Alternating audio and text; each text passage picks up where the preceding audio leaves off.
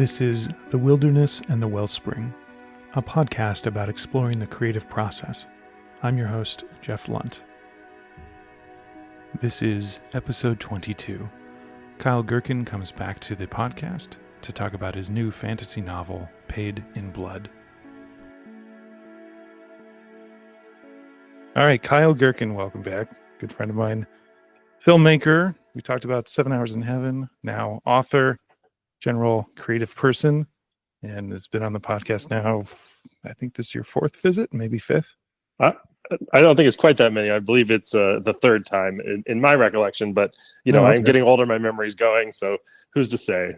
If only we had a way to record, these things were recorded and we could actually go back and check. But I must be thinking of all the secret tapes I have of our conversation. It's the unofficial podcast that we've recorded over the years. Yeah. All of the blackmail content, obviously. It's turning it like an Epstein tapes episode or something. Where are we going with this? That took quite a hard turn real fast. Well, wouldn't you like to know? I'm sure I'll reveal it at the most inopportune time. Well, you know what? I actually think I have another engagement. I might not be able to do this podcast after all. It's too late for that, but I guess, you wouldn't want to add fuel to the fire, so to speak. But anyway, thanks for having me back. It's really great to be here. Yeah, I like people to feel warm and welcome. So, all right. So anyway, you've written a book. It's not your first creative writing project, of course, by a long shot. But it's a little bit different than a traditional one. You've written this book, Paid in Blood. It's available on Amazon and other places. And paperback, hardback, and is there going to be an audiobook version, do you think? There is. I mean, I don't know if there'll be an audiobook version. We'll have to see what the demand is for that. But at present, yes, it's available actually only on Amazon, unless you were to somehow track me down and buy a copy off me personally. Really, Amazon is your way to get it. But yes, Amazon.com, you can find it under my name, Kyle Gerkin, Paid in Blood, and you've got the hardcover, softcover, and Kindle options. So all three of those options available at present. And yes, this is my debut novel. So we'll see if there are additional ones to follow. But for now, it's nice to have one. It is something that is always been on my bucket list. Something that I've wanted to, dreamed of since I was a child, and I was always a big reader, and always thought, oh, someday I'm going to write a book, and my name will be on the cover, and it'll be out there. But took a while, but here we are, and I have checked that off the list. So it's a nice feeling when you're able to accomplish something like that. So. It's nice to be able to say that you are a published author now, as opposed to you'd like to be. Yeah. Sure. Yeah. There's a big gulf of difference there. So, as you know, with all these creative endeavors, right? It's there's first off, there's the I wish I was doing this creative endeavor to I'm actually doing it. That's a big gulf to start with, and a lot of people don't ever make it past that first hurdle.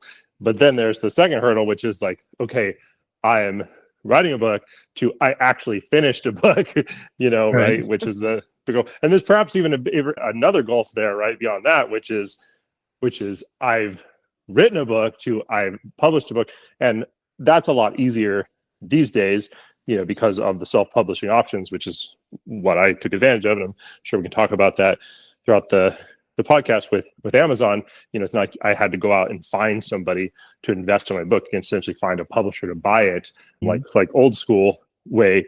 So, but even so, I mean, again, it's not frictionless, right? It's not like, okay, I wrote this book, now I just press one button and here you go. It's published, right? There's a number of steps you have to go through and to get it, and any friction you add to the process does make it more challenging to get it across the finish line. So that's something I know you've talked about a lot over the years on this podcast, is again just that the creative process and how in the different friction points and obstacles you run into in the process of different projects. And so I think this was a good example of that, and sort of navigating all those bumps along the road. Yeah. So just briefly, so what is Paid in Blood about, and how did it emerge? Well, it is a fantasy novel, a sort of, your medieval fantasy type novel. So the, obviously Lord of the Rings is probably the most famous example, but there are, of course, a huge genre of these. More recently, probably the most popular series was Game of Thrones, which of course became a hugely popular television series as well. And this is much closer to Game of Thrones in its style than Lord of the Rings. Even though it's a fantasy novel, it's it's very much a down in the dirt, down in the mud, sort of ground level. These characters are not traditionally heroic characters, right? Are these are mercenaries. They are people who fight for money. They are people who have, again, very morally gray codes of conduct, sometimes not even so much gray, but bleeding into the darker aspects of moral conduct. And they're vulgar, they're violent. The book itself has a lot of vulgar language and a lot of scenes of graphic violence and so on and so forth. So it's certainly not, it's not your granddaddy's fantasy novel. It's again something that has become much more popular in the 21st century. The particular subgenre in fantasy is called grimdark, and again, Game of Thrones is the most popular example, although there are several other popular series like that. My favorite, which is the one that I think the style of this is actually hews the closest to, is a series by an author named Joe Abercrombie, and this series is called the First Law series. And there are about 9 books in that world, and this is again stylistically probably closest to that for anyone who is deeper into the genre. But anyway, that's the basic idea of the book. As far as the premise itself, the book is about it starts with these 2 mercenaries, Eros and Pravo. They work for one of the mercenary companies in this world, and Pravo is this very bellicose, warrior type. He's all he cares about is women and drink and fighting, and he's a very crude character. And just kind of, it's all there on the surface, right? He doesn't, not hiding a lot of secrets about who he is and the type of person he is. The other character, Eros, is much more circumspect. He's a scout, he's an archer, and he kind of keeps to himself, but very competent, but again has more hidden layers, right? And so these 2 guys are given mission by their mercenary company to hunt down a mage. In this world, the magic is forbidden, it's outlawed, and the mages themselves are hunted down as outlaws and killed typically. So it's this particular mage has started a sort of rebellious faction that is causing problems for the authorities. And so the authorities have hired this mercenary company and to take care of the problem. And that's what these 2 guys are given the mission to go and do. And so that is the inciting incident for the book. So they're off on this mission to try to find this mage who they do not know anything about and eventually are to learn a lot more about as the story progresses. And fairly early on in their journey, they meet a 3rd character named Adonis. That's Adanas, who is a con man, swindler type, very adept with words, just constantly spinning yarns. You never know what's true, what's false coming out of his mouth. Very slippery type character. And he ends up getting enmeshed in their journey. And then it's basically the 3 of them for the bulk of the story are the 3 main characters or protagonists as they work their way through the story. So anyway, that's the setup. Won't go any deeper into it for those who may want to remain spoiler free for reading purposes, but that's that. I guess I'll stop talking since I've been prattling on for some time now, and see if you have any follow-up questions to any of that pieces before I address the second part of your question, which I know is how it came about. Yeah, so that's a great intro as far as setting the expectations for what the book is stuff. I wasn't familiar with the you called it the grim dark Yes. genre. Okay, Correct. so also known as the uncomfortably realistic genre. Yeah. On some levels, yes. Some levels. I'm sure that it's probably hews a little closer to what maybe. I mean, again, this is of course a fantasy world, so made up world is not our world. But Sure. Far as if you were to, since clearly these things are based on sort of the medieval period of our world, and I'm sure the medieval period of our world was a lot closer to probably grimdark than it was to, the high fantasy sort of heroism of a Lord of the Rings or something. How long has this story been brewing in? Like, is this a genre that you have been hoping to write in for a while? Like, when did you figure out that this was the right kind of setting and story to bring into a novel? Yeah, well, I started reading fantasy when I was pretty young. I'm trying to remember, I don't know what the very first I encountered. It probably was something like The Hobbit, but I remember reading, it was a genre that I got interested in early. I read some, the Shannara books, which were pretty much blatant Tolkien knockoffs, but they were popular with kids my age. I read those when I was pretty young, and anyway, a bunch of other series. You thought like the Battle of the Five Armies, and you read that, and you thought not enough death or profanity. Yeah, exactly. Basically. I was like, you know what? Straight jump from one to the other. Right? Exactly. Plus, the Battle of Five Armies. I mean, it's just not even enough fighting. It's only like 3 pages or something, and it's like, come on, let's spend a little more time on the blood and guts here. No, yeah, it was. Yeah. So I read a lot of fantasy growing up, and so yeah, so it's something that I thought about, writing, especially when I was younger. Thought about writing in that genre. I think the reading fantasy sort of led me to, also as a teenager, led me into role-playing games like Dungeons and Dragons. So of course the most popular, well-known of those, but there are many other role-playing games which I dabbled with as well as a teenager. And I had a group of a couple different guys that we played regularly with, and I think all of us kind of came to it, like the gateway was these fantasy novels. I think for all of us getting into that hobby.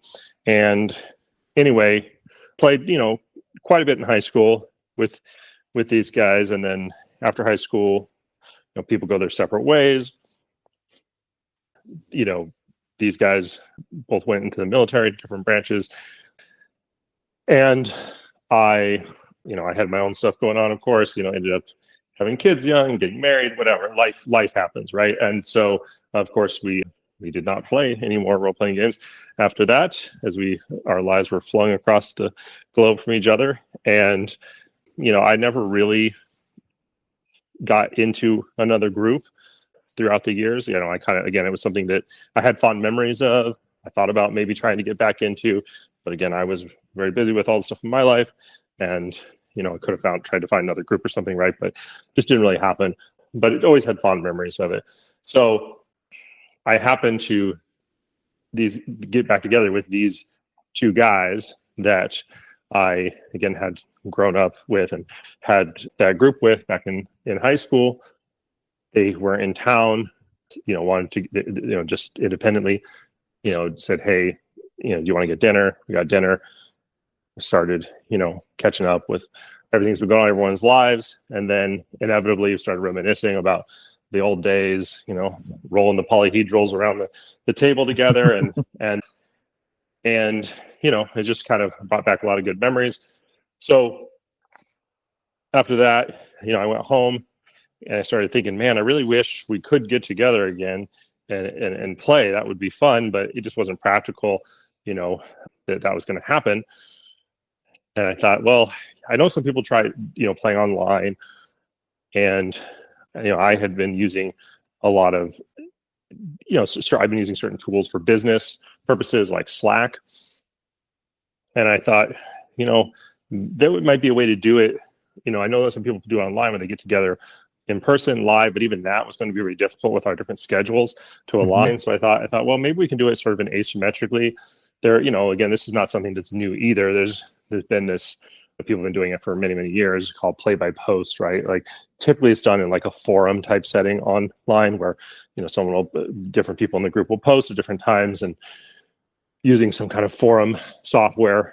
But I thought, that Slack would actually be very well suited for that, because you can set up different channels in Slack. For anyone who's not familiar with it, there's sort of just like their own individual chat rooms. If people haven't used that, it's very similar to Discord if people are more familiar with that. But anyway, so I thought, because with your typical game, right, you've got the stuff that's happening in the story, the characters who are talking to each other in a role-playing game, and the actions that are happening maybe in a fight or, exploring a dungeon or whatever. You have that stuff going on. But you also have a lot of side talk, right? A lot of table talk between the players and the GM and all this, where it's like, well, how many dice do I need to roll for this? Oh, I want to try to, see if there's any traps in this room, all that kind of stuff, right? It's not really part of the story. But that would be kind of nice to separate that stuff out into different channels, and then you have other channels for character sheets and whatever, right? So I thought it would work well organizationally, and I reached out to these guys and said, hey, would you want to try this? They said yes.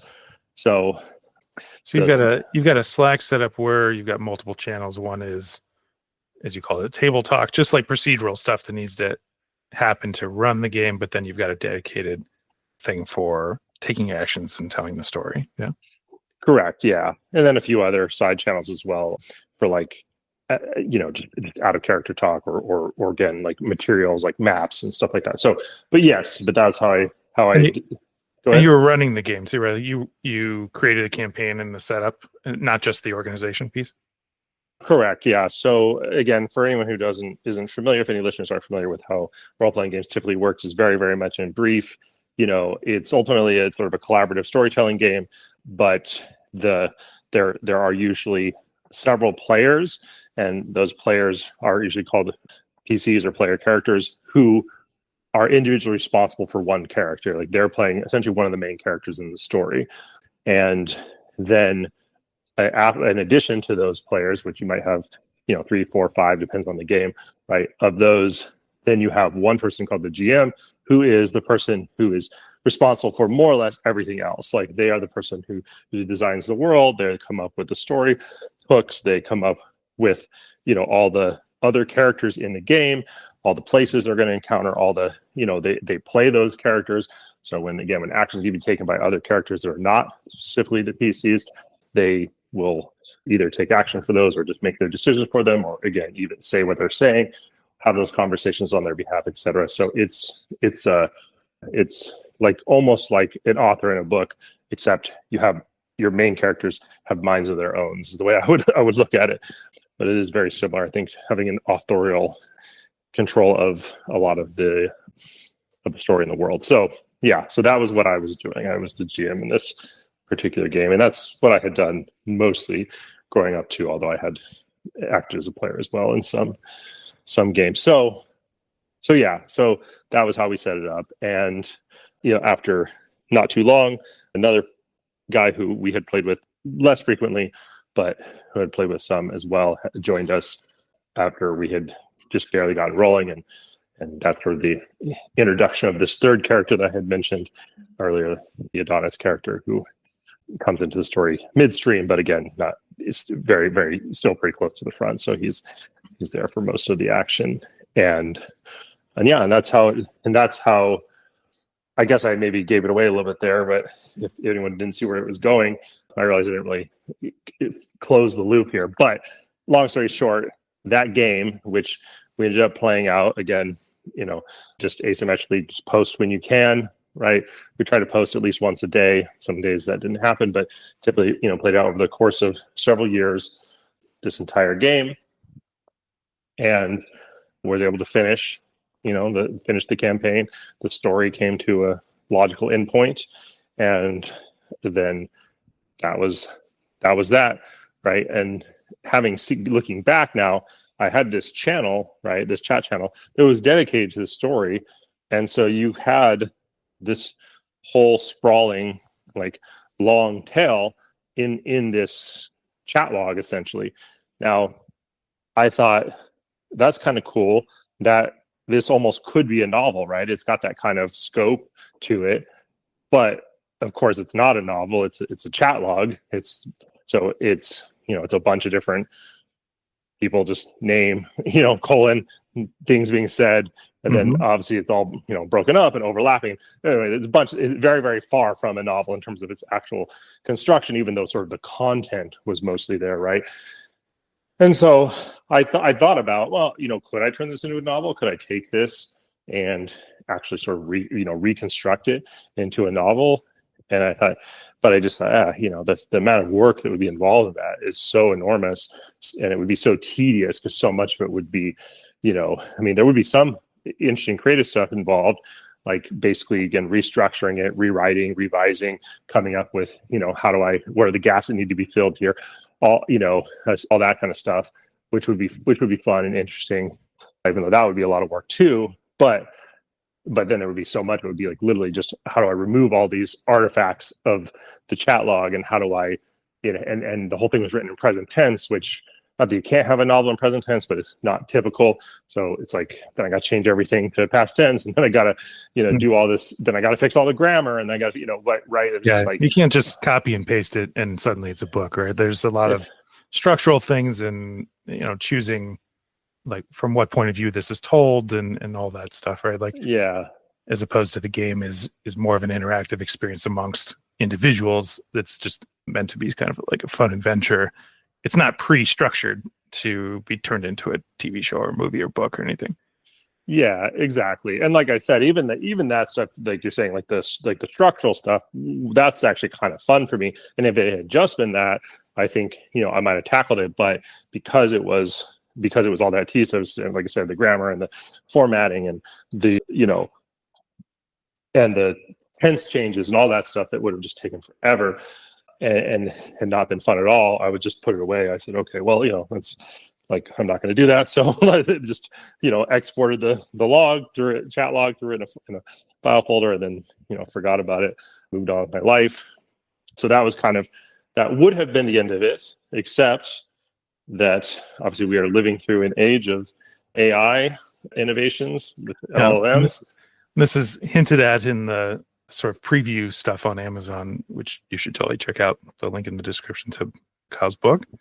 But yeah, generative AI kind of comes along. And so like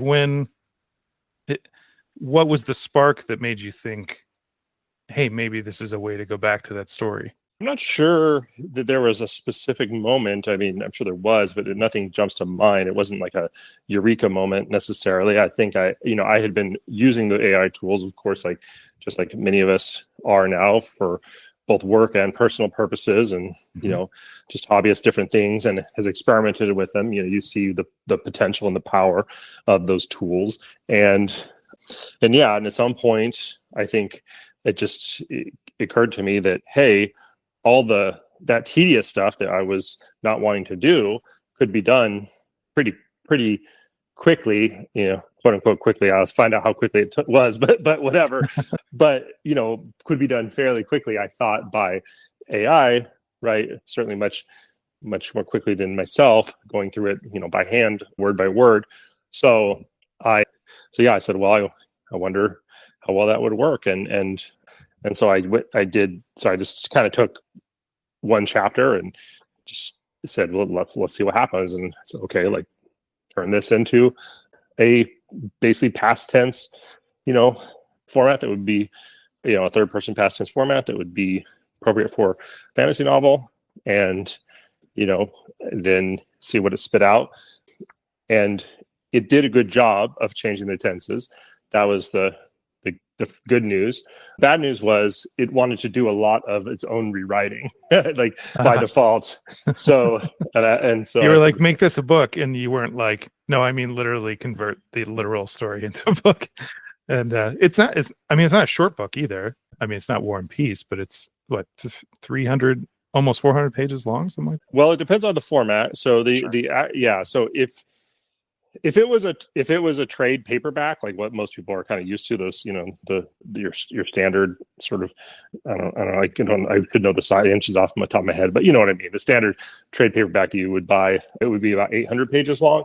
Oh, It's the format that's available on Amazon is a 6x9 paperback, which is a much it's a larger size. So it's your typical like large book size, whether it's hardcover or paperback, and in that format, it's about 630 pages. So I think the page count you saw was for the hardcover.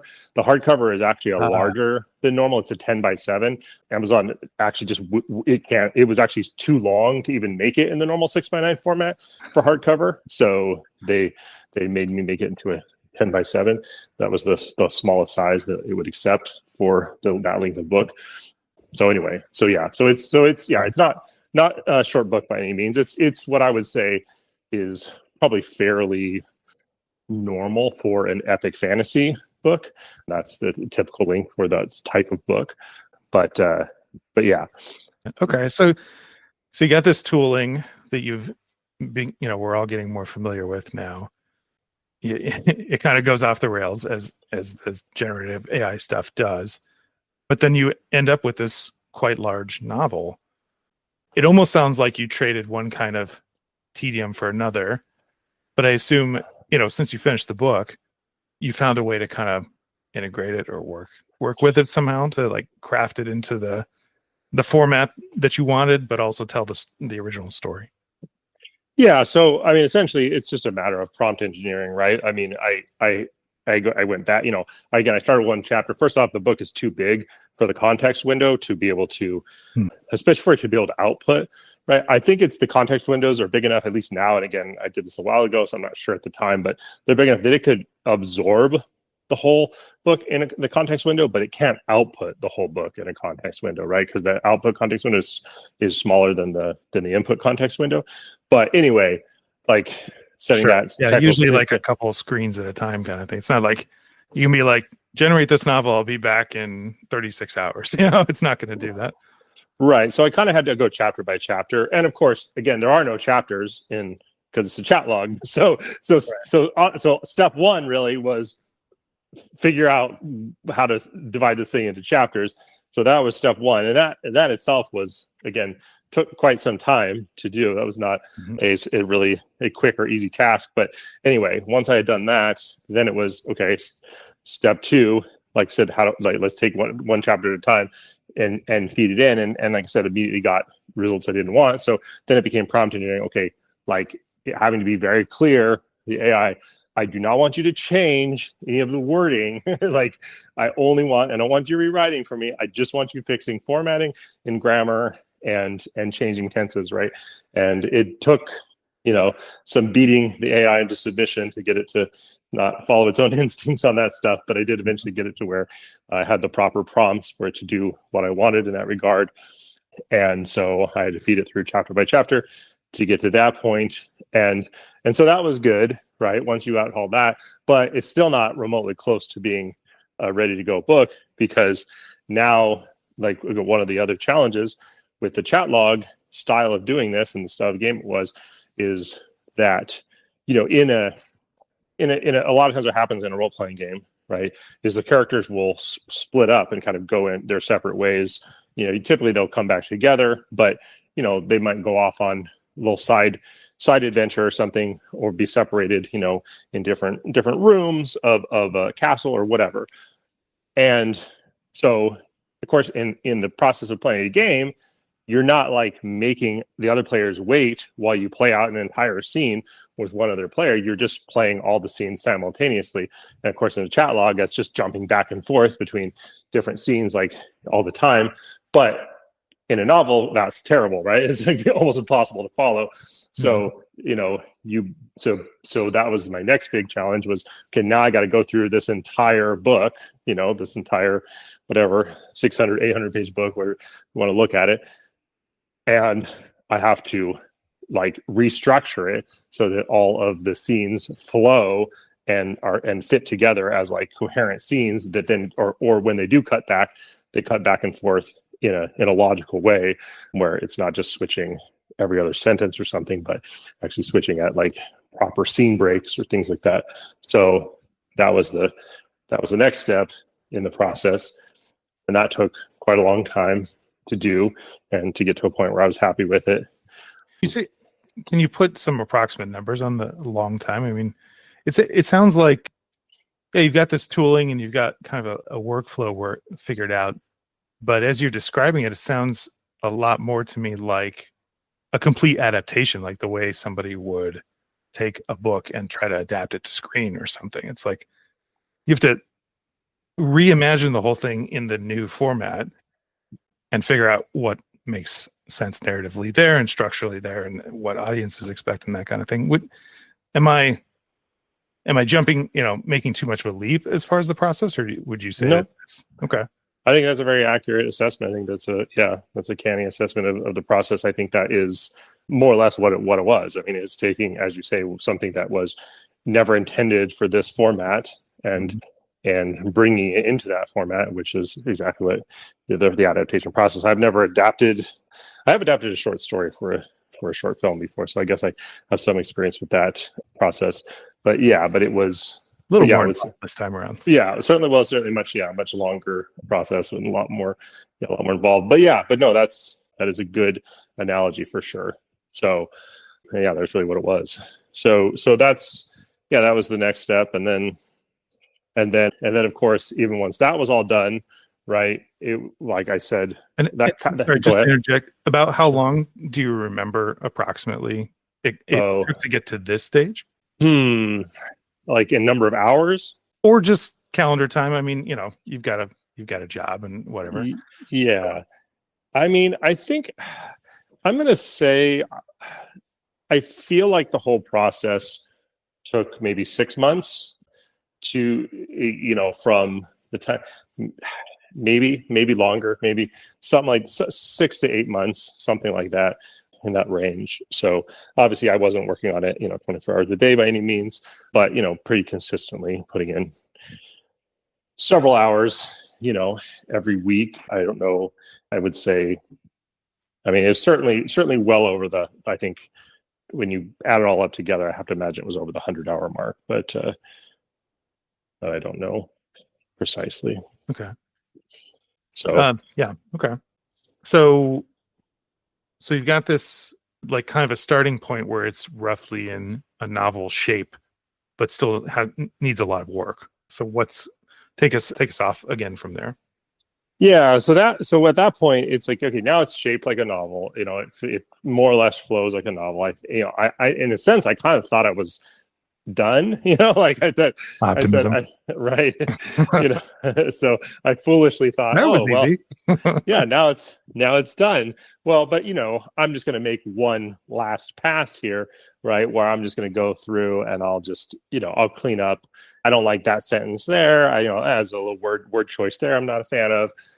Whatever, that shouldn't be too bad. It'll take a while because again, it's like it takes a while just to read an 800-page book, right? Mm-hmm. So to read it and actually be trying to pay attention and correct a few things along the way. But I thought, whatever. Obviously, that was very naive of me to think that it would be that was pretty much done, because obviously there was a lot more rewriting. I found that I was rewriting, I don't know, not every sentence, but every third sentence maybe.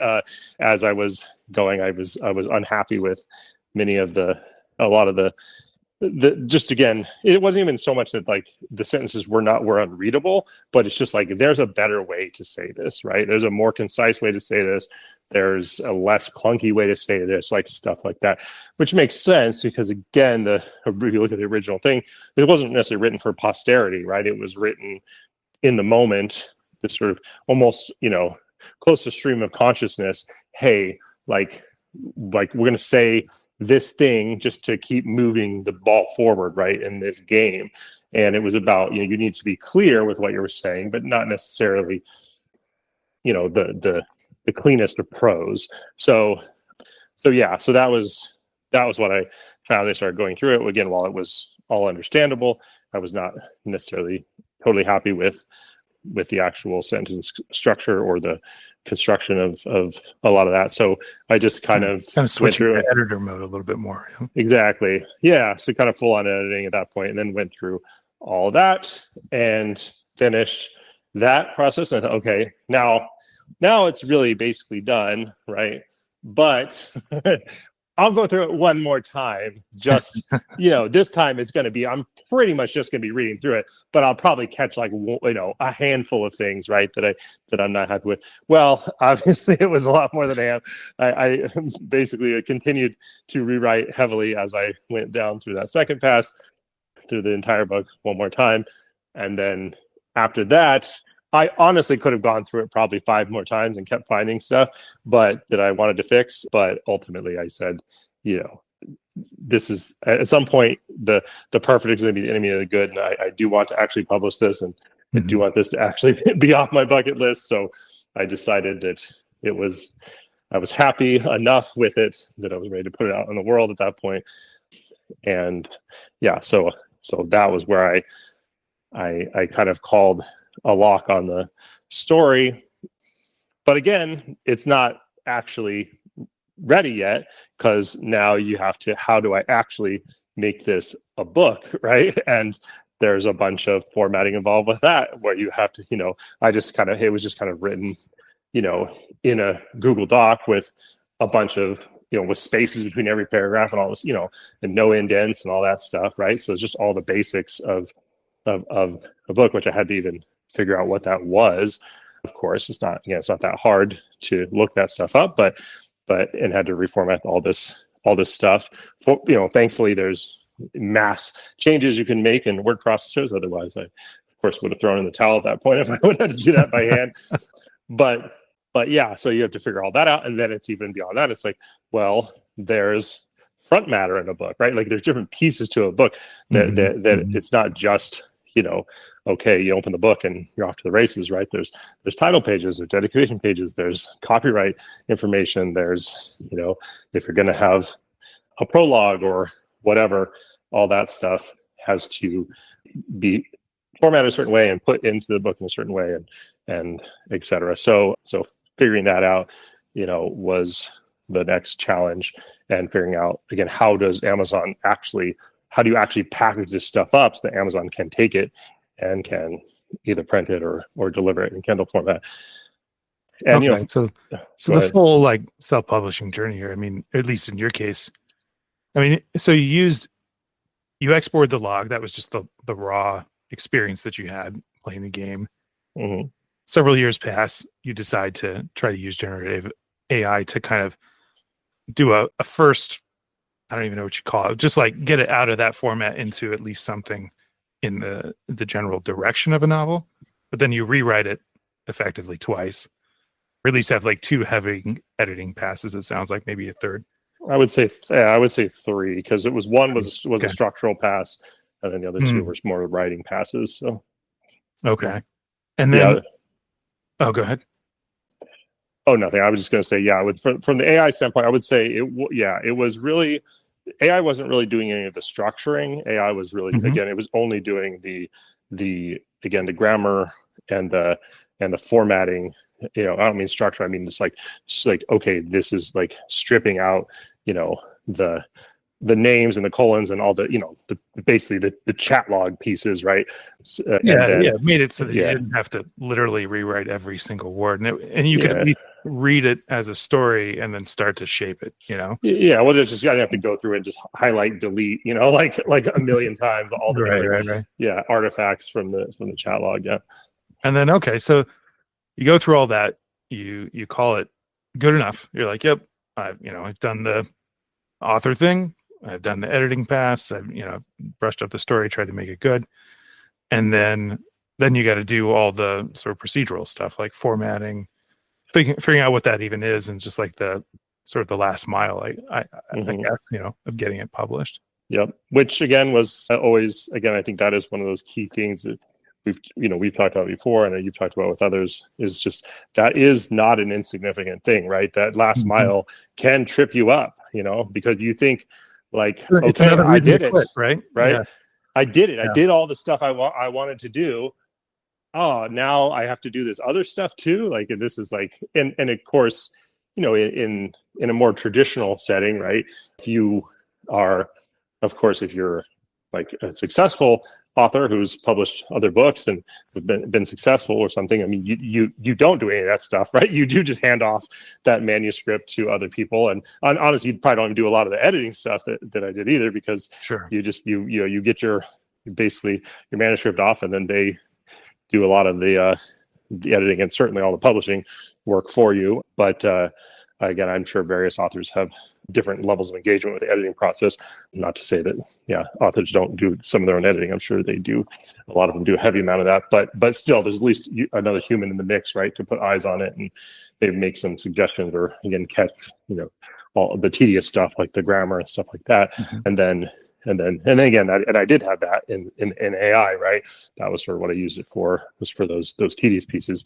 But then, yeah, then of course there's a whole other team that actually takes that manuscript and turns it into something that's ready to publish. So, but I did that as well. So it was interesting to go through all those pieces. But yeah, certainly were other hurdles that could have gotten tripped up on if I didn't sort of just keep my eyes on the prize there.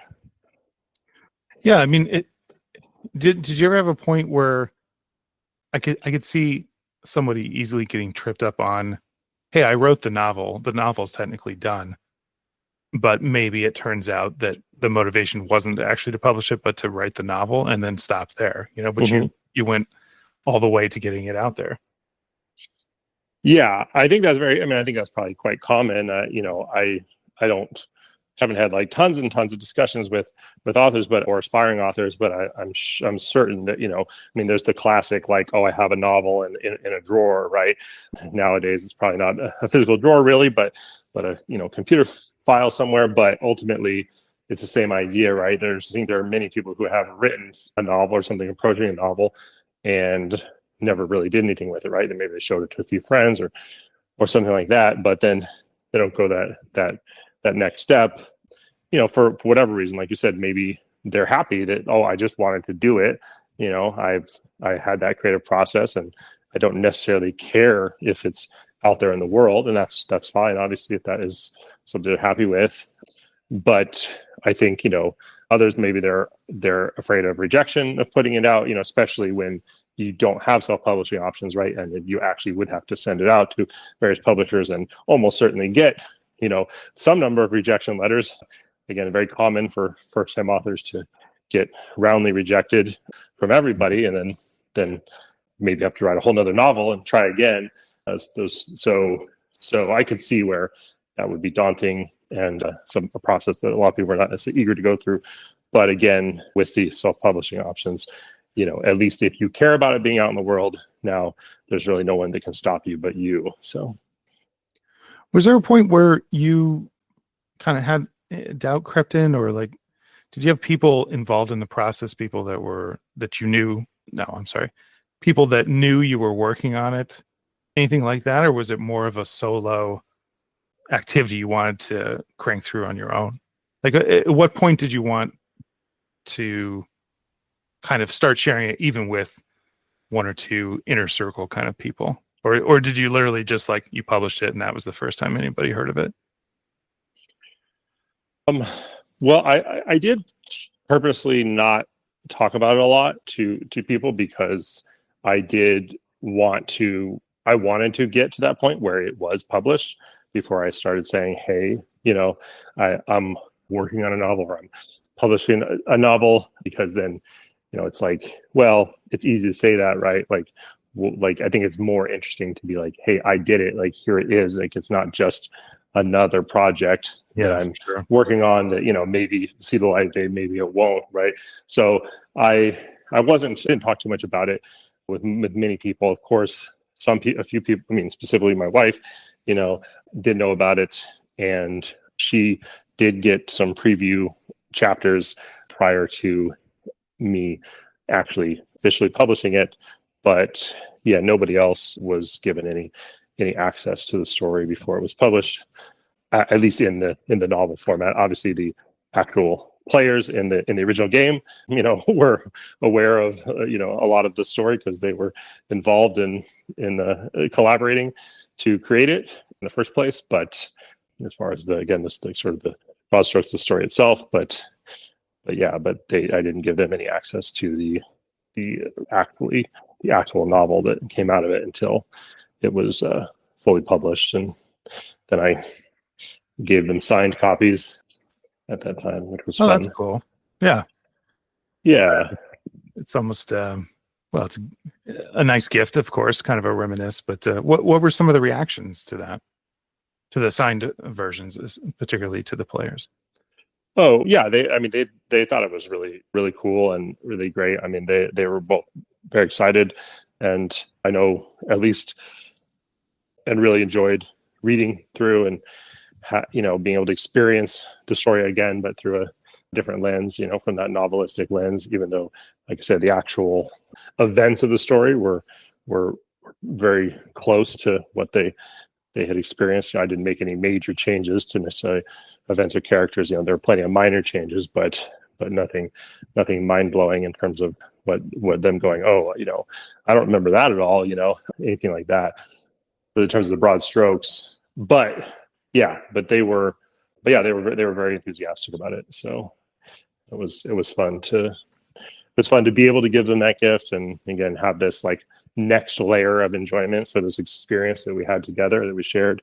And of course also, it was a big thank you to them. Like I thanked them in the actual preface as well, because like I said, they were ultimately, participants in creating this story. They were my collaborators, and the one of the things that we thought was really interesting about, the way the genesis of the novel in this fashion was that the three characters have very distinct voices, right?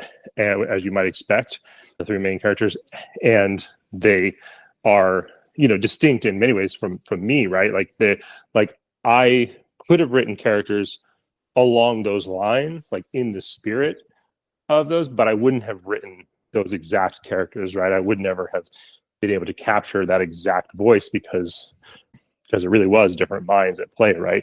So you had that true sort of collaborative aspect that is not common, I think, in most novels, where it's all the product of one mind, and there's not this interplay of minds that you have in this. So I thought that was kind of neat. And then it also reminded me, a lot of my filmmaking experience, where, filmmaking, of course, is inherently a collaborative medium. And, however, even if you're a writer director, right, you have a lot of control of the story and the words are being said and stuff. There's still so much collaboration with not just all the technical people, but the actors and, again, all the other stuff. So it was some of that spirit in this as well.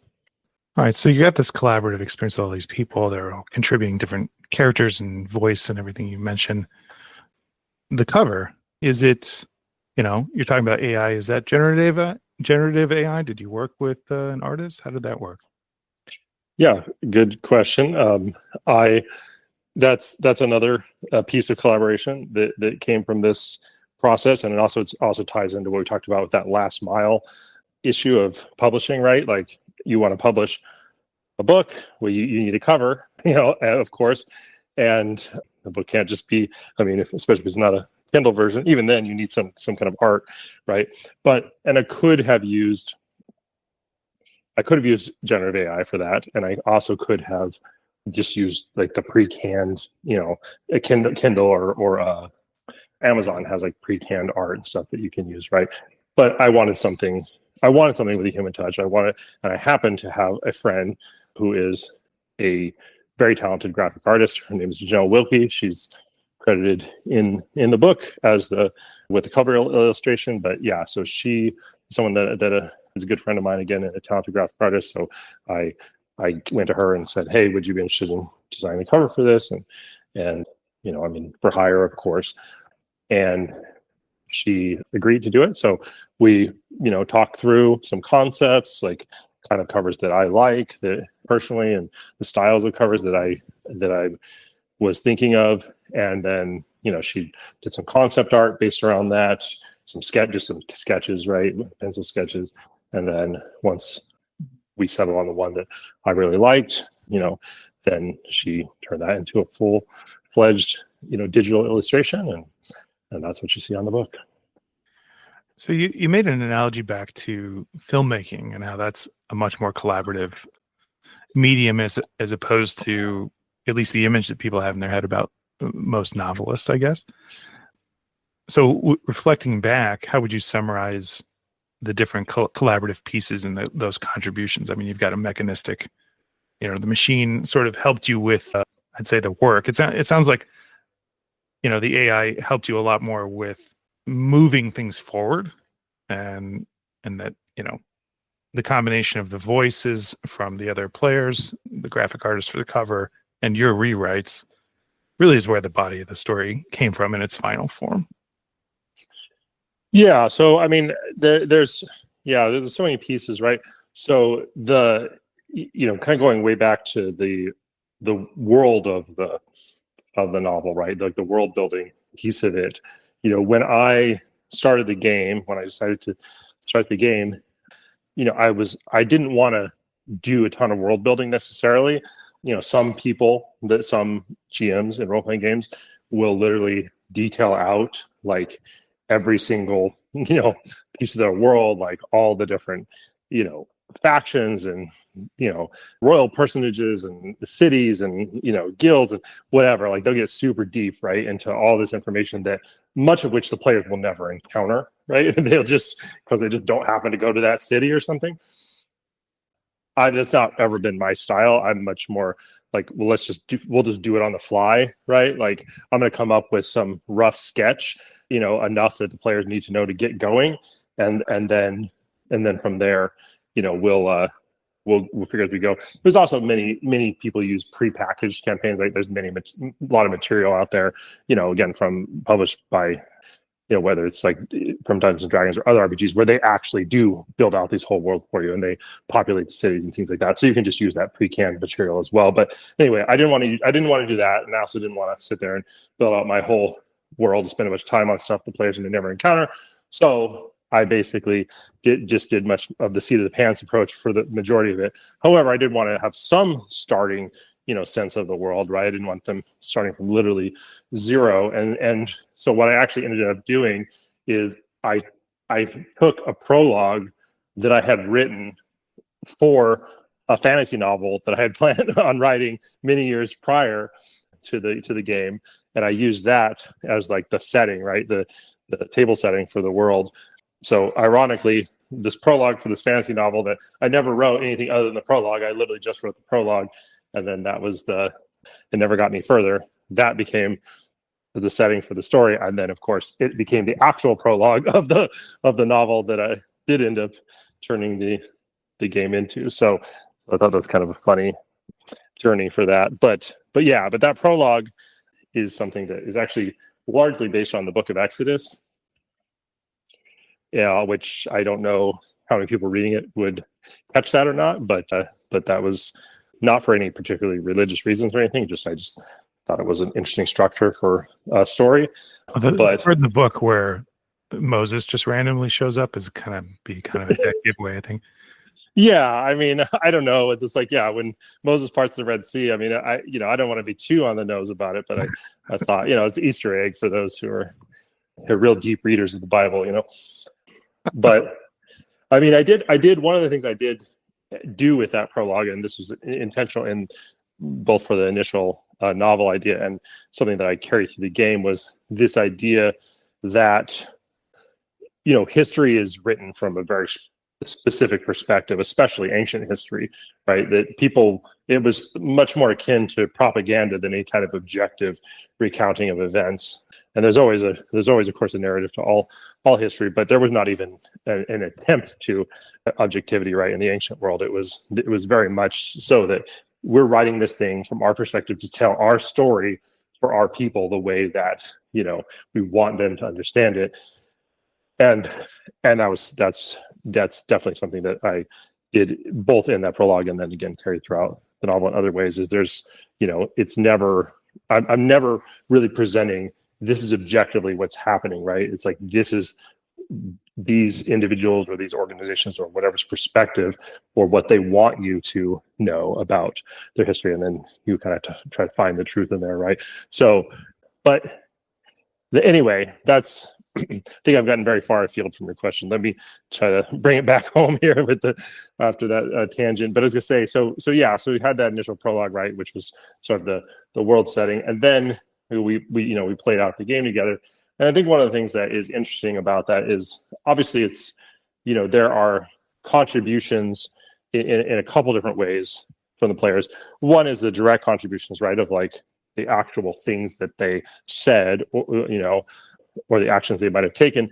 But there's even the more indirect contributions in the sense that, it's not like I planned out this whole story and said, well, I just gotta like fit these characters, onto these rails and get them from point A to point B, right? It's like they're literally the things that they're doing is changing what I'm doing, or I didn't even have a plan, right? For the most part, it's like you have some rough ideas. Okay, to start with, I've got this mage, I've got this faction, whatever, these pieces in place. But what's going to happen with those things, I have no idea, right? So it's that playing, the process of playing is literally like, is creating the story on the fly. It's unspooling by my reactions to what they do and their reactions to what I do. So it's like, they're reacting to what I do, of course, the obstacles I put in front of them or whatever, but then I'm reacting to their reactions to, create the next piece. And there were a lot of things that came in a lot of pieces of the story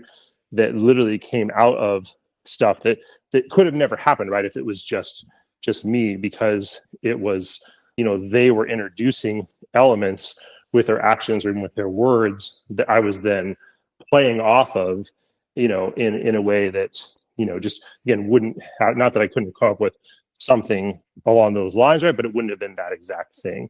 And some of the stuff was that I thought was the most interesting were things where, a character might just casually drop the name of somebody, right, who hadn't been introduced, right? A character hadn't been introduced. They just dropped their name as, as somebody that they know or whatever, right? Well, now that just because that name has been said, that person is basically breathed into existence, and now that is like a palette or a paint on the palette that I can use, right? So that's like now maybe I do nothing with that, but maybe I'm like, oh, I need a character now for this particular part of the story. I'm going to grab that character that got breathed into existence by this sort of just off the cuff comment by this other person, right? By this other player. And then, and in some cases, those become very major characters and huge parts of what drive the story forward. So that's just to give a sense of all the different layers of collaboration, all the different layers of like bouncing off of each other and sort of ping-ponging creatively throughout the process of the game, which again ultimately fed up into the novel. And then anyway, does that answer your question? I know I was a lot of rambling there, but hopefully got something worthwhile out of it. You get to kind of pick and choose the sort of like the jewels in the rough, so to speak, from the interactive experience. I'm sure as your players got to reread it in the novel form, that it must have been fun to see some of their favorite moments retold, reshaped in this way, and that kind of thing.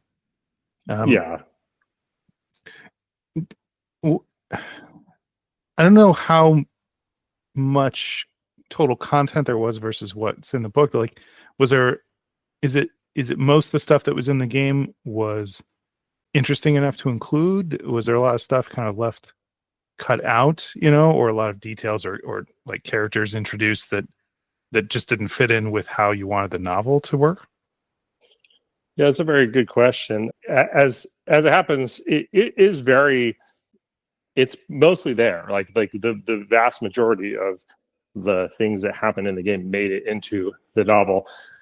which I think there's a couple things. I mean, there are some small cuts, but a couple little things that kind of dead ended or whatever that they got cut, but not much.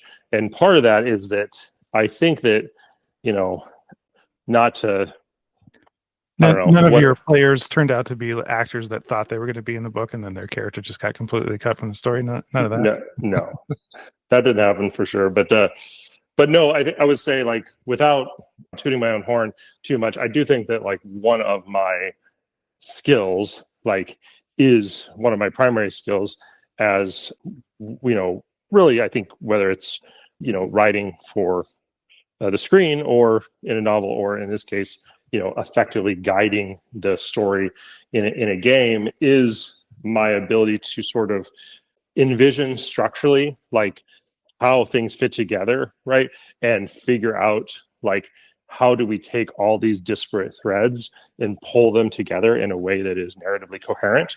That's just something that I think I'm actually good at. I'm not saying I'm the best writer or the best author or the best filmmaker or anything and stuff, but and there's others people who are good at that too. But I do think that's one of the things that are involved in those sort of creative process. I think that's one of my biggest strengths, and so that was something I was actively doing even while we were playing the game. Right, I was always thinking, okay, how can I take this and tie it into the broader narrative here, so this isn't just like a random episode, or this isn't just like a dead end or some kind of tributary. How can I? So I had a lot of, there's, like, as you can imagine, when you're just creating a story on the fly, and especially when other people have their own minds and are doing their own things, like, it's not necessarily easy not to have a bunch of loose threads.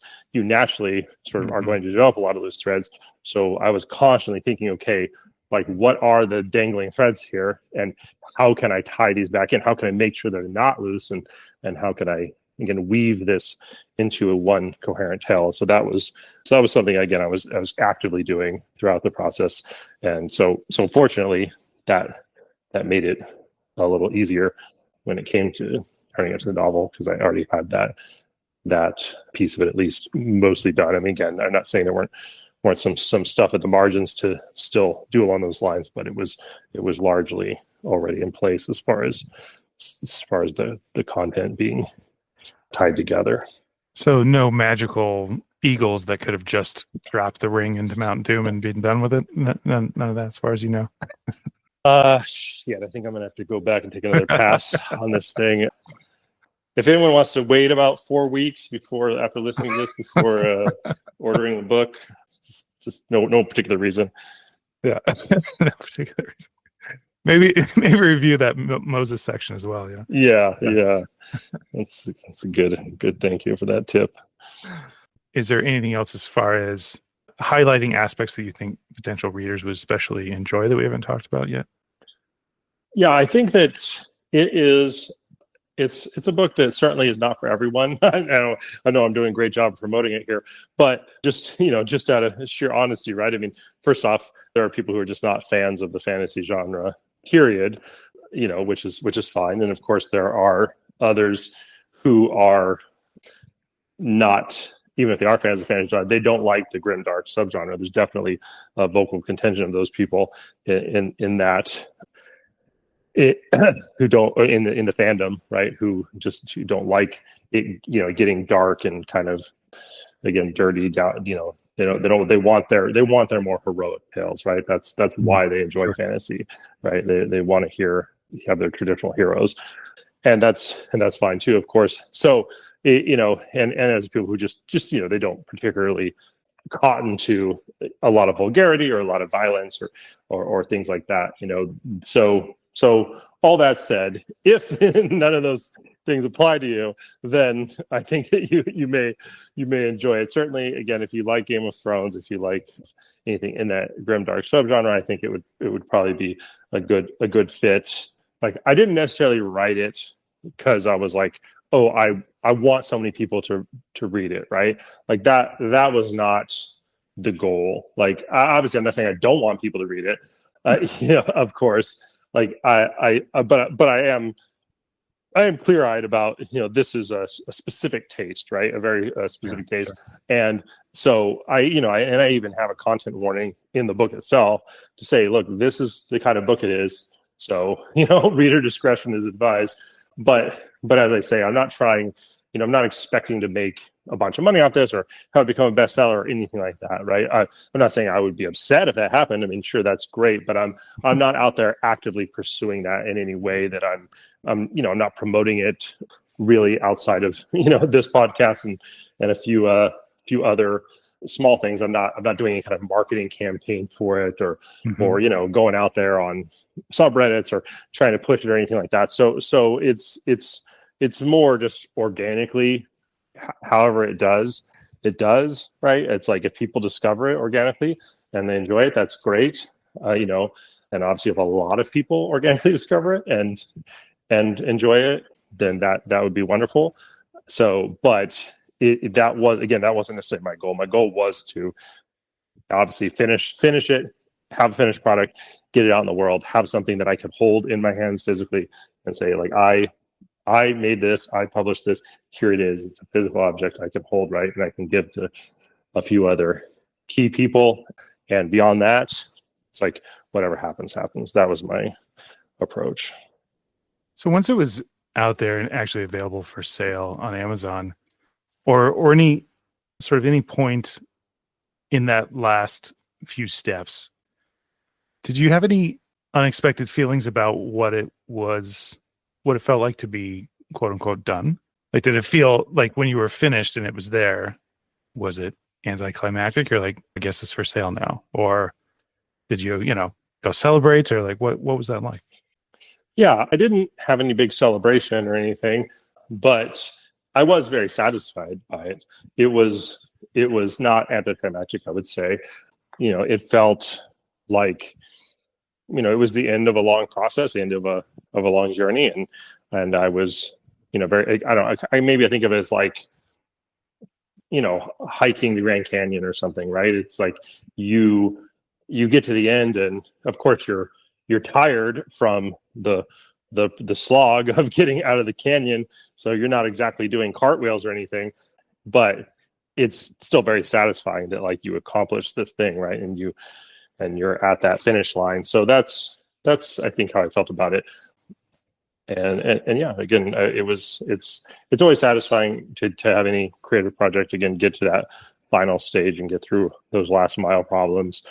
I felt the same way with the films I've done and other creative endeavors. So yeah, I definitely was happy with it, and I would also say I feel inspired to do it again. Like, obviously not this exact same process with a book. I don't think I would do it this way again, but I'm not going to start another role-playing game just to turn it into a novel. But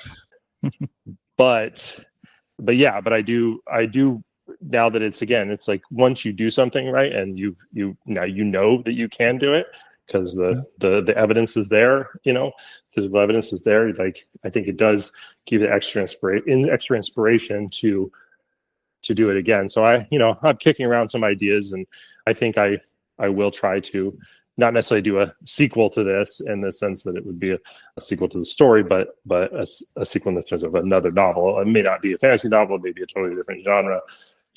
Who knows? But I think I would like to go back to the well and do another one. Then maybe I can make it back onto your busy schedule again with the Wilderness and the Wellspring for a true fourth or fifth time. Yeah, it's I'm really just publishing every other day around here.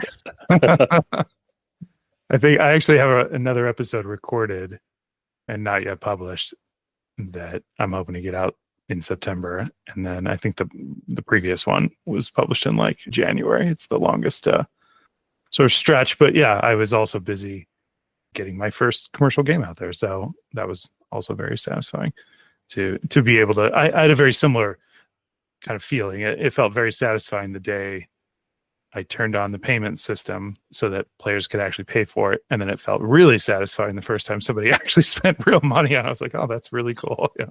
Now it was a goal in the past tense as opposed to a hope and a dream. It's very cool. Yeah, definitely. Well, speaking of which, have you have you done an episode of The Wilderness and the Wellspring about that process of getting that game to market? Yeah, I mean, listeners of the podcast will hear it because it's in the other order. That was the main focus of the previous episode. Okay. Yeah, just to talk about it. I took some time to kind of celebrate it, and I invited someone else that's been on the podcast a couple of times, and just asked if he would kind of be a sounding board and kind of do a reverse interview in a sense. I was like, hey, I've accomplished this thing. I'd like to celebrate a little bit and tell people about it. So yeah, I did an episode of that. So it was pretty fun. I was going to volunteer for that reverse interview job, but apparently you don't need me. Apparently you have more competent interviewing friends to enlist. Well, it's suddenly really awkward, but yeah, Kyle. Yeah, obviously, I have much more talented friends than you. But no. Now the reason, so the episode was with this guy named Sean, and the reason I chose him is because he and I also met in this thing called Mud Coders, so multi-user dungeon, and it's like an online community mostly for programmers and game designers and stuff. And he and I met years ago when I was working on a different concept. And of all the people in that community, he's the person I talked to the most. And so it just seemed very natural. He was very much part of the development process and the release, and talking to him about the mechanics of it, and pretty much like the process you and I have just gone through here. Like, hey, what was it like to get it published? What was the process leading up to it? How did you decide what to put in and take out? All that kind of stuff. Yeah. Yeah, very cool. Yeah, I obviously not actually upset about it. I was just, but I thought, I certainly would be happy to return the favor if you ever do want any of your creative endeavors. You want to be on the other side of the microphone here, but not to make it even further awkward. But I will I will ask. Just this another question. thing you're pissed at me about. Okay, go. But having gone through this podcast episode with me and heard about the book and the process and all that, has I know this is not your genre, but has any of this conversation made you any more likely to be interested in actually reading the book? It has, but all right. So to add some context to that laughter there, first of all, I'm not laughing at the idea of reading the book. I'm laughing because when we were talking about setting up this episode, you basically asked like, so do you want to read the book before you interview me about it, or you just want to go in blind? And I don't read a lot of fantasy, and I don't read much fiction, in fact. So I was like, dealer's choice, I think is what I said. I was basically perfectly happy to read the book, but yeah, I haven't got around to it. But yeah, probably. I mean, there's actually a couple books in my stack that I'm partway through and kind of bored with. So it's about time for me to switch up anyway. Okay. Yeah. Well, that's a ringing endorsement. If you're too bored with your present books, maybe. Well, I'm trying to match your tone about when I asked you like, hey, and how do you feel about the book? And you're like, well, I don't think I'm a very good author. I'm fine. If people want to read it. I guess I don't care. I'm just trying to match, your energy level here. Yeah. Thank goodness it's not actually one of my goals is to have a bunch of people read this book. Well, clearly you wouldn't be on this podcast if your goal was to get people to read the book. There would be, wider audiences to reach, shall we say. Yes. Well, I guess you got me there. Even like a corner of the internet. This is like we're standing in the doorway talking about the corner of the internet that's actually interesting. Just like a couple of people in from the rain, so to speak. But yeah. Well, all right. Well, I mean, I don't know where else we can go beyond that. I mean, it's like we've really, yeah. I mean, we've really driven it home. Yeah. I mean, if you guys out there have creative pursuits of your own, I mean, I would encourage you not to really take them that seriously. No, I do have a couple more questions actually. So, certainly, I'm all ears. I am kind of curious how do you feel this fits in with the rest of your creative life? Maybe it's not a grand turning moments in your life or necessarily, but it's a goal you had for a long time to write a novel, right? So in some sense, you check the box, but how do you feel about your creative life and having done that? Like you said, it's inspiring you to do more, which makes total sense. But yeah, how does that kind of feel? And like, what do you think the next 5 or 10 years of your creative life might look like? Yeah, I think that, for, again, I think as I alluded to earlier, I definitely see myself attempting another novel, and so that's probably the biggest thing I would say out of this is just that, obviously I've been thinking about writing a novel, and I've written chapters, before at different points in my life, but to actually get something all the way to the finish line, it is another feeling, right? It's that feeling of, okay, like this isn't just theoretical anymore. This is something I have done. I've proven I can do. So now I'm more excited about doing it again because I know it's not just theoretical, right? And Do you so think it'll ahead. be easier? Do you think you'll have it now that you can kind of look in the rearview mirror of having done it? Do you think you're the kind of person that would take on something way more ambitious, or how's that going to work? Or maybe it's too early to tell. Yeah, I do think in some ways it'll be easier. Obviously, I think that it'll be easier to like be starting out from the beginning, right? Of saying I'm writing a novel, right? So I'm actually structuring it as a novel from jump. I think that will make obviously the process, certainly the end process of taking this story and actually shaping it into the final form that I want to publish will be easier because it'll just be closer to that from the beginning. Not that there won't be any editing pass, but certainly will not be anywhere near the level of intensity of and require so much rewriting and restructuring and revising as this project did because of the genesis of it being so different from a traditional novel. So I think that's probably the biggest difference. Obviously, still, writing, just putting one word in front of the other and getting the whole, all those pages filled up is the big challenge.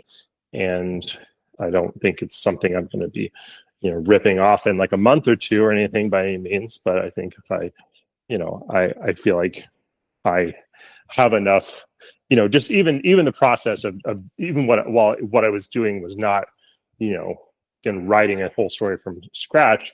Over the past, like I say, 6-8 months, whatever it was, it still was the process of working on something consistently, putting in those hours consistently and to push it towards the final goal. And I think that's the biggest thing, right? With writing, with any creative endeavor, I guess, like that's just it, right? Can you apply the consistent effort? Can you stick with it, and all the way through the finish line? And that's the thing that people often struggle with. I mean, myself included, right? It's exciting to have an idea for something, and it's exciting to start it, but now you've got this long road of, like you got to keep at it and consistently, day after day, week after week, if you actually want to finish. And so, but again, I'm sort of like, I worked those muscles over the past 6-8 months doing that kind of consistent work. So it makes me feel like they're more ready for that type of, to do that type of work again now. I'm kind of in closer to fighting shape, I guess, is a way to put it. So, but of course, if I don't do anything for several years, then I'll be right back to square one. So yeah. Do you think generative AI will play a role in your next novel? Certainly from the standpoint of I would say, for the standpoint of like this, right? I will certainly use it as a pass on the tedious stuff, right? Again, that there won't be quite as much because I'll write it in the correct tense to start with. I'll obviously won't have weird formatting artifacts and stuff from a chat log or anything like that. So so that stuff won't be needed, but still there's still, I mean, probably the biggest thing is just grammar, right? It's just the, like, is the comma in the right place relative to the quotation marks? Is the, is the, did I use the semicolon properly, or whatever, all that stuff, right? Or the em dashes, did I actually throw a space in there or something? I mean, there's so many little pieces like that that are just, there's nothing creatively interesting about them at all. It's just like, it's like a typo practically, right? So Right. All the copy editing stuff. Yeah. yeah, so that's the stuff that I think it would be definitely the most useful for, and one thing I will say, one other thing that I did do with it, what I did not mention earlier, and I would use it again for this was again, once I had gotten it to what I was on, I think maybe the second pass, like that final pass, where I was like, okay, I've gotten things mostly where I want them, even though that ended up being not as far as I had thought it was once I actually started revising it again. But as I was doing as I get through the chapter, right? Like after I had gotten through the chapter for that last pass, and I was like, okay, now I really think it's done. I did take that chapter, feed it into the air, and ask, like, is there anything here that doesn't make sense? Like, are there any like narrative, like, loopholes, or just things that, like, it's unclear, like, what some character motivation was, or stuff like that, right? And or it's unclear, like, with some action, like how it ties into some other action. Well, it just does that kind of stuff, right? Narrative coherency, basically. And it would spit out various suggestions, most of which I ignored, because usually it was stuff that was ambiguous on purpose, right? Like, the AI is sort of very literal minded in a lot of ways. And lots of times it'd be like, oh, well, it's unclear that the way the character means this or this. And it's like, yeah, I meant for it to be like that, right? It was like, it was supposed to be, an ambiguous action or whatever. So most of the time I ignored those, but there were a few times where it caught something where it was like, yeah, this wasn't clear. And I went and looked at it and said, oh yeah, I see where that actually is a little unclear to the reader, and it doesn't necessarily convey what I was trying to convey. And so then I would, again, rewrite it a little bit, add a little more color to it or something to make it a little more clear. So that in that way, I think it's not bad either, as a quick read through to kind of catch any incoherence that you might have slipped by, you as the author, who of course know what everything is supposed to mean and don't need it necessarily all spelled out. Nor do I think you want to spell it all out. As I say, a lot of things you purposely want to be vague or ambiguous, because that's the nature of the story. And you want the, you don't want to spoon feed the reader everything. It's just like, like a lot of it is part of the reader kind of figuring it out as they go along, just like same in a movie, right? You don't want some character to stand up and just tell the audience exactly what's happening, like beat for beat stuff. It's like let the audience, respect their intelligence, right? That's so the AI didn't necessarily respect the audience's intelligence, but so again, I did discard, I would say, 90% of the suggestions, but there were a few in there that were worthwhile, I think, to add in a couple clarifying sentences or something. So yeah, so I would use it for that again as well. Using generative AI in art is still very, very early days, I think, compared to how we're going to think about it in 20 years or whatever. You're very open about it. In fact, I mean, you call it out in the very front of your book that you use generative AI as part of the process. Do you expect any reactions to the book being focused on that rather than the story or anything like that? Well, I mean, if there were, I think that would be a good thing, because that would just mean it was getting attraction and getting read, right? So that would probably be any. It's like, no publicity is bad publicity, I guess, when it comes to stuff. But yeah, I don't. I mean, you never know how people are going to take stuff, right? I mean, there could be all kinds of things that people take in weird ways from any piece of art and stuff. So I just don't worry too much about that. Just kind of take it as it comes, and just figure, again, if people are consuming it, I'm happy, whatever their reaction is, even if they say it was the worst book they ever read and stuff. It's like, well, at least you read it. Thank you. So, but yeah, as far as that goes, I mean, again, I you never know what people are going to think, but I wouldn't think that, the way that I used it would be particularly controversial. In fact, I would be shocked if most if most or many authors, certainly authors who don't have the luxury of having like a publishing house behind them with their own editors and stuff like that, aren't using it for exactly these sorts of again, tedious copy editing type processes. I mean, that's just, it's just why wouldn't you? You know what I mean? Like, what do you really want to crawl through your entire story word by word and make sure you put every comma in the right place? I mean, that would be, I don't know why anyone would want to do that, and I don't think it in any way takes away from the creative part of it. So yeah, but who knows what people, maybe some people are just so inherently anti-AI in any kind of creative endeavor, even for something like that they would reject it. But I think that's probably a minority view at this point. And honestly, it's just, I think, one of those things that's kind of a Luddite view, right? I mean, it's here to stay, whether you like it or not. And certainly there's a lot of things to be worried about with generative AI, like even outside the creative space. But again, these tools are not going away, and they're only going to get better. And I think it's just smart to figure out the best ways to use them that don't necessarily take the creative part away from the creators. And although, again, I'm certain that Amazon is chock full of self-published books that were written almost entirely by AI. I mean, I would be stunned if that were not the case. So. And I'm sure. And that's just, I mean, that's obviously, that's, something that's a challenge, right? That we're going to be facing as a society more and more, whether it's music, whether it's, books, now even video, right? With some of the new video tools are coming, is just AI generated content is going to outnumber human generated content very quickly, because of the ease of creating, or the scale at which it can be created. And, that's, like, how are we going to deal with that as a society? I don't know. I mean, have you heard of the term slopularity? No.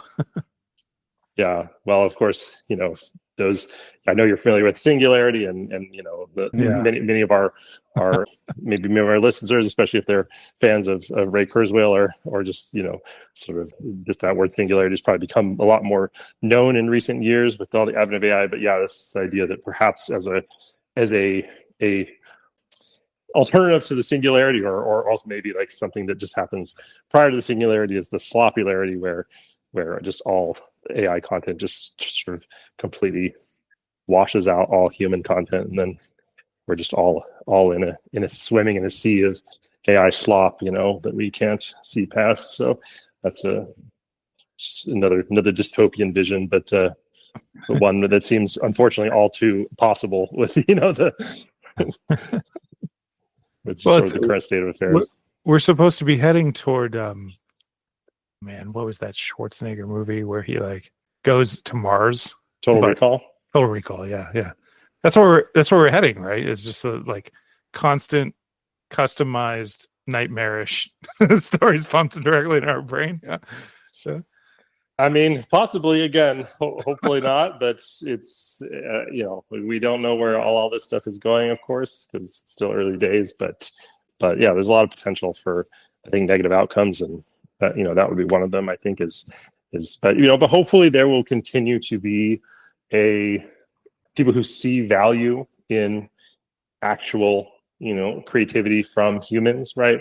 And that will be something they will, because they do put a value on it, that they want things that are in some way authenticated, right? As this was human generated as opposed to machine generated. I don't know what that process will be to authenticate those things, but maybe there will be ways to do that we'll figure out, and people will specifically seek that out and will specifically reject, things that are purely AI. But probably not. I mean, Yeah, I think at the end of the day, if it's entertaining and it's fun, right, that's going to win out. I mean, that's what I found with Stranger Sips is like people asked pretty early on, like, "Hey, is this AI generated?" And I was like, "Yep, it is." And I got a few people who, gave me the AI slop label, or I even had a few people told me I was like personally shepherding the end of the world. I was like, oh, cool. Yeah, so I'm the Antichrist or some apocalyptic figure now or something. But congratulations. Oh, thank you. Yeah, it immediately went on my bucket list just so I could check it. Antichrist, check. Yeah, yeah. But yeah, it was definitely a small number of people. And if I compared that to the number of people that were interested or said nothing but played the game and seemed to have a fun experience just based on how much they were using it, yeah, there's definitely a vocal group, but it seems fairly small, And it's like one of those things. It's like, well, you're free to play another game, or you're free to read another book. Thank you for dropping your comment. You just kind of move on.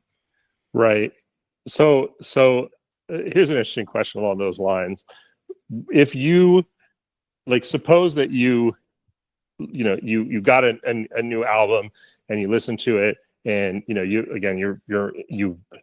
understood, you thought this was all humans, right, making the music, and you just thought this was incredible. This is like one of the best albums you've heard in a decade. This is amazing music.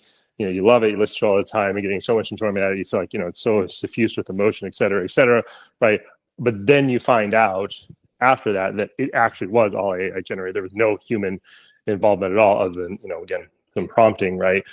Do you feel like you would feel differently about it at that point? Because I think logically you really shouldn't, right? Like, the music made you feel however it made you feel. So, but does it somehow retroactively ruin it for you if you then find out that there were no humans in the loop? Not for me personally, no. This is probably a bad analogy, but I'm also not one of those people who, if I watch a film that's adapted from a book and if it's not exactly like the book, that it bothers me at all. I'm just like, hey, that was a good movie, So for me personally, no, I don't think so. There have been recently some viral videos that have gone online that look very real and turned out to be AI. And I kind of had to silently clap to myself, like, good job. You successfully pulled one over on me. That was pretty awesome. And the one I'm thinking of in particular is it's a short video. It looks like somebody's home security camera pointing at their backyard, and there's like a bear that gets on their trampoline. Or no, I think it's a bunch of bunnies, a bunch of rabbits that get on the trampoline and they start hopping on the trampoline, and it's sort of cute. It's like, oh, haha, the bunnies are jumping on the trampoline. But then it turns out within a couple of weeks, you see all these variations where the backyard and the trampoline and everything look the same, but people are swapping out the animal. Mm-hmm. And the first one of those I saw, I was like, oh, that's kind of funny that this person randomly had different wildlife to exactly on his trampoline, And then very quickly I was like, oh, okay, I get it. It's just, another meme on the internet. But yeah, right. I don't think so. I mean, it's, with any change, like in film, for example, when George Lucas filmed some stuff in all digital, and people are like, yeah, I don't really like the way it looks. There's something special about film. And it's like, yeah, those tools aren't going away, right? Like, you can still write a book completely from scratch by hand. But I think anytime there's new ways or new tools, it may make certain kinds of stories that weren't surmountable suddenly able to be told. Granted, there will be, the way most people use this tool will just be the way most people use the tool. But I am interested particularly in cases either where people used a new tool in a unique way, kind of like you have, where if I only read the introduction to your book, I might assume that a lot more of it was written by AI. But now that I've talked to you about it, it's like, oh, well, no, you used it kind of more as a tool to get the project off the ground, get it headed in the right direction, and then a lot of it was you. And so in that way, it's like, oh, okay, that just seems like another tool in the toolkit. And this particular story probably would not have gotten told publicly without some kind of assistance in that way. Yeah, well, and to me, I think that's a completely different story than Mhm. than as I say, like generating content entirely off AI. Again, other than maybe again some minimal prompting Yes, yes, yes. from humans. I think those are two very very different things. I have no problem with using it again as a tool. I think that, but I just think it's when you start talking about it's completely taking the place of humans in terms of Mhm. generating content. It's most people I think are a little bit allergic to that, right? And Yeah, myself I think for now. included. Yeah. But again, the what I'm trying to explore is it something that ultimately, like, it's just interesting. I think that if you didn't know it was AI, like how would that change versus knowing, right? Like, so for example, if there was someone said, hey, this is a really great album, right, you should totally check it out, but it's entirely written by AI, they told you that up front, and you listen to it, and the lyrics or whatever, and the music is like trying to evoke all these emotions. Do you think you would have that same emotional connection to it going in knowing, okay, this is just an algorithm or whatever, right, that's generating this? This isn't, you know this isn't, there is no human behind this, and you're talking about, loss, or love lost, or whatever things that are very common in songs, right?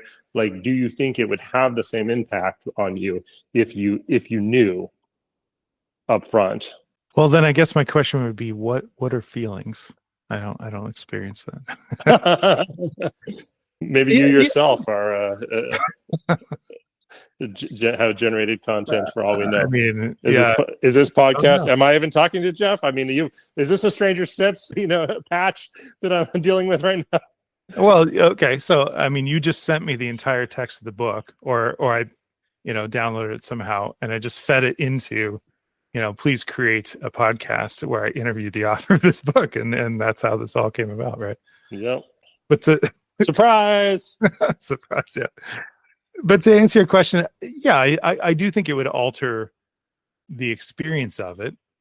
But for me, I suspect it would be similar to how I like to go into movies or music kind of cold. I don't want a lot of pre-information. I mean, I kind of want to know, like, it's a sci-fi movie or it's a rom-com or whatever, but I don't really want to know much more than that. And so I find that the things that I enjoy the most are the things where I got to experience it as much on my own as possible. And then if I really like a piece of art, then I'm curious how it was made, and it doesn't diminish, like how you conjured that feeling in me, like learning the magic trick, so to speak, for me doesn't ruin the magic. I find that kind of stuff fascinating. For some people, I think it maybe does. Hmm. Yeah. Yeah, I just, yeah, I think it's an interesting question. I think most people's instinct is like, if I knew it was AI going in, right, I would not have the same emotional connection to it, right? Like I would just, there would be some there'd be some part of me that I would hold back, that I wouldn't give over to the music, because I would know ultimately this is just a computer, that made this, and again, there wasn't a human behind this, but yet that same person, obviously, if they did not know that, then they wouldn't be holding it back, and they could, and they might connect with it fully in the way, and they might connect with it even in a way that it's where it's one of their favorite albums, right?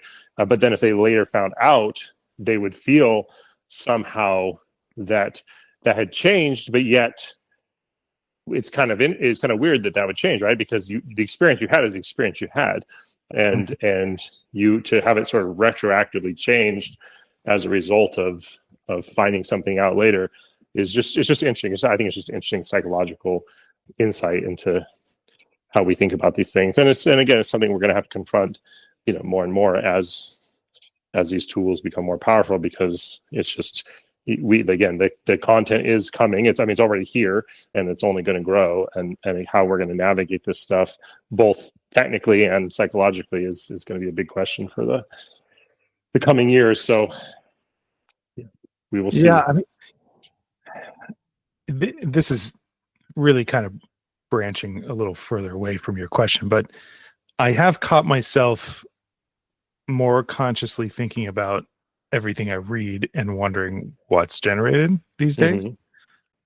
especially any emotional reactions or anything else. It, in a way, it's brought my reactionary nature like way down because now I've just seen so much of it, and you don't know what's real and what's not. To some sense, I'm just kind of like, 80% of this, especially the most outrageous, angry sounding people, are probably not even real.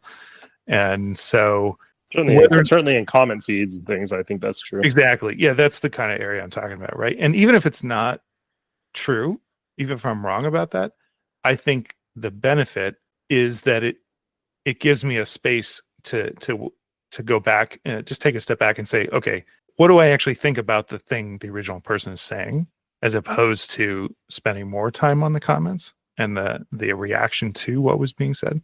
So I Mhm. want, now that I'm kind of on the other side of just assuming a lot of the filler is filler and like not a great use of my time. I do feel like it gets me to spend more time on the actual thing being expressed. Mhm.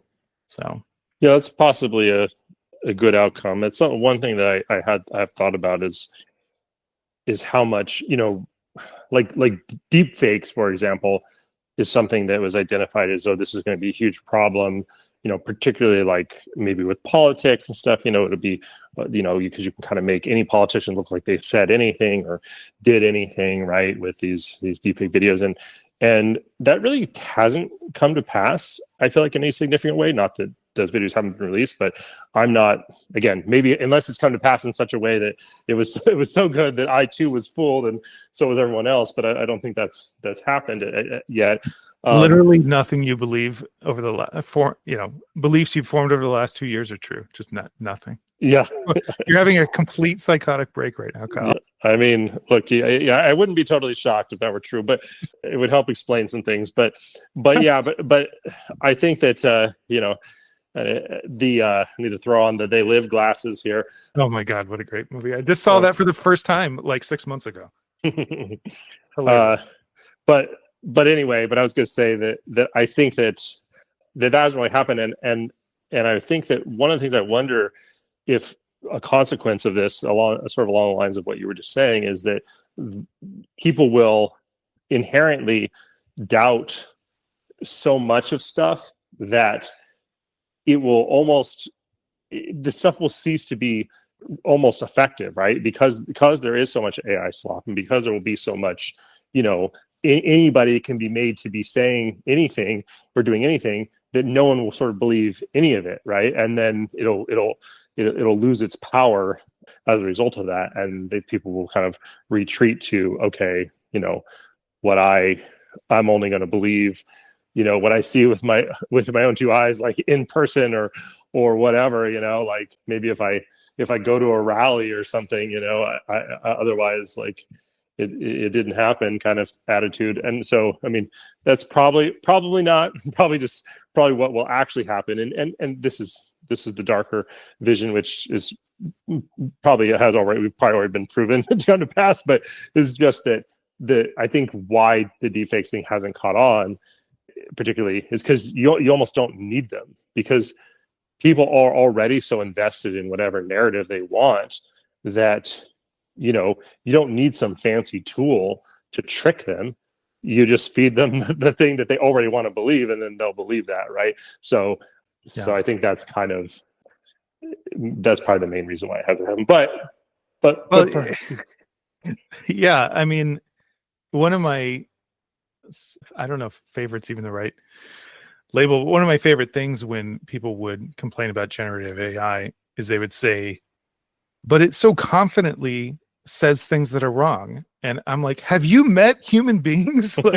like that's literally all we fucking do all the time, Like I get, the fear of like, no, but it could go rampant. And I was like, well, but I mean, there's 8 billion of us. I mean, most of what we consume is at least like a variation on some objective truth. So yeah, I don't know.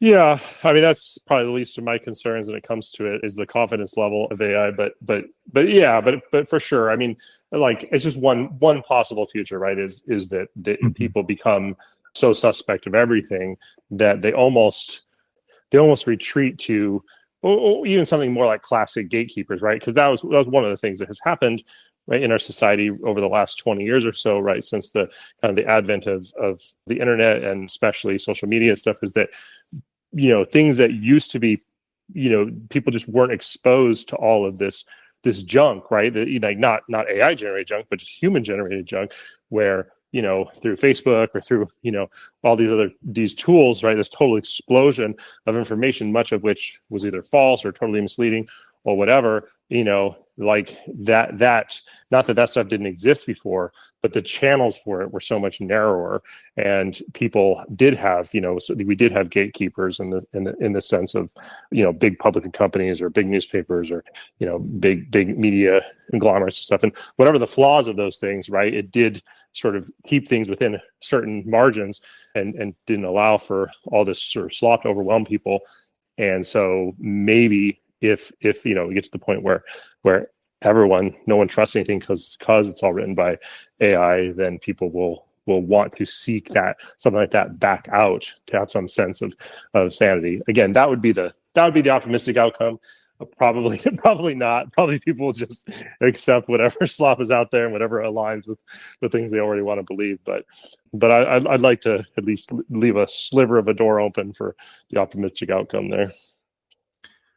Yeah, I think it does reveal more plainly some elements of our human nature about what we believe and why we believe it. Or, like you said, sometimes we just choose based on affinity, and it doesn't really go much deeper than that. And honestly, for a lot of decisions, that's fine. You know, right? We don't have to be totally rigorous about every single thing, every decision all day long. So yeah. Anyway, yeah, for sure. Well, let's see. I know we definitely have gotten a little too tangential to the book itself, but I think that these things are all definitely tie into some of the process, and they're interesting things to explore anyway, in terms of, again, the impact on creative endeavors, you know, going forward, and you know, like the pace of adoption and evolution with these tools is so great that, you know, if we have the same conversation a year from now, I'm sure we'll have a lot more data points, and we'll have a lot better sense of where it's all going. So anyway, go ahead. I am interested to sort of bring it back to sort of AI and its effect on the kinds of stories that can be told and visuals and stuff like that. I am kind of curious to see how people use it. If you imagine, just take an example from the past, like to do some kind of art that was psychedelic or illustration or anything like that. It seems like things that are a total creation of the human mind took X amount of effort before, and now maybe they take a lot less. And so there's areas, things that would require a lot of special effects or a lot of illustrators or a lot of whatever. For those things where effectively the cost has been of producing those things has been brought down, I do look forward to the kind of art that might come out of those areas that were frankly just too expensive to make most of the time. And we might see some interesting stuff there. You know? What you were just talking about, I think a really good example of that. This is something that I heard one of my regular podcasts that I listen to. They were talking about this. It's basically primarily a TV podcast, but they were talking about this science fiction show that was, I believe, Argentinian science fiction show that is on Netflix, and that, you know, it's a relatively low budget. You know, again, it's made in Argentina, so they're working with smaller budgets than your typical Hollywood budget, right? But I'm trying to make the science fiction show, and apparently they did use AI, you know, for a few different pieces of the show. Not much, but there were a couple. I think there was like maybe one set piece where you had to have like a building being destroyed or something like that, right? Where rather than hiring your typical, you know, VFX team to do that, you know, on computers, they used AI to do that.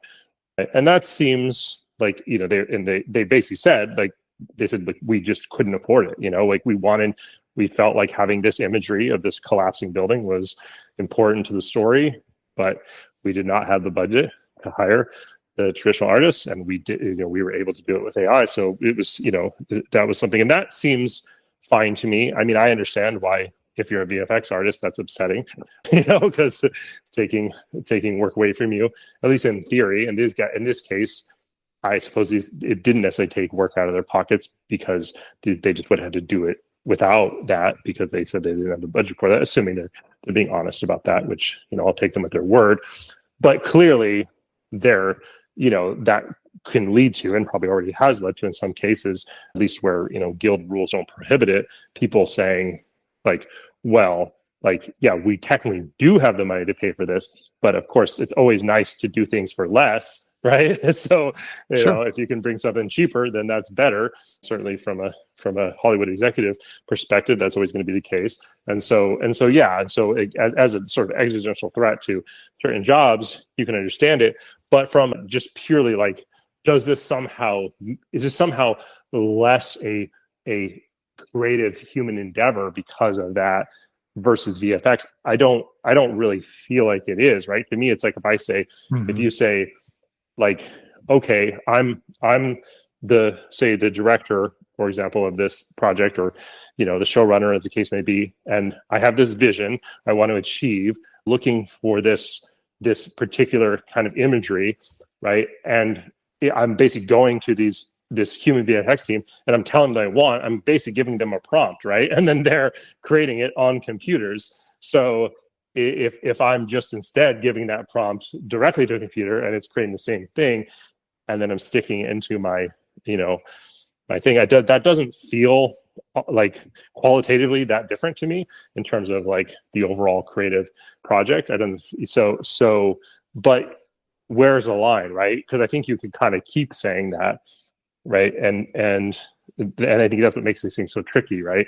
Is there isn't necessarily a bright line where you say, okay, well, that was one building collapsing, like no big deal. It's like, okay, well, but like now I'm going to do all my backgrounds with AI.